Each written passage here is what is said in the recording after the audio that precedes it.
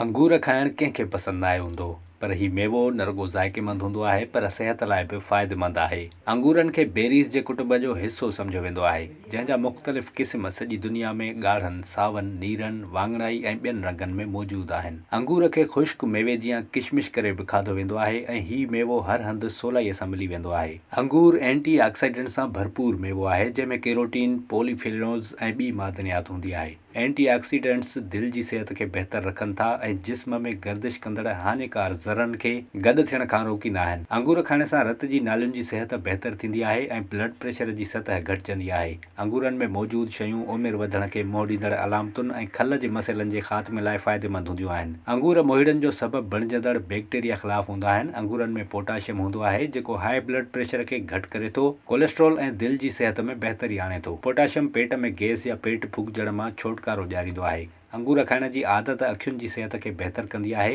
हीअ अखियुनि वेझो हानिकार मालिक्यूल्स खे घटि कंदो आहे, जॾहिं त डीएनए खे नुक़सान खां बचाए सिहतमंद सेल्स खे तहफ़ुज़ ॾींदो आहे। अंगूर खाइण जी आदत दिमाग़ी सिहत जे ख़तरनि खे घटि करे थी। अंगूर खाइण सां गोॾनि जो सूरु ख़तमु करे सघिजे थो, जॾहिं त जिस्म में सूरु पवण जी सूरत में अंगूर जिस्मानी उज़वनि खे आराम ॾींदा आहिनि।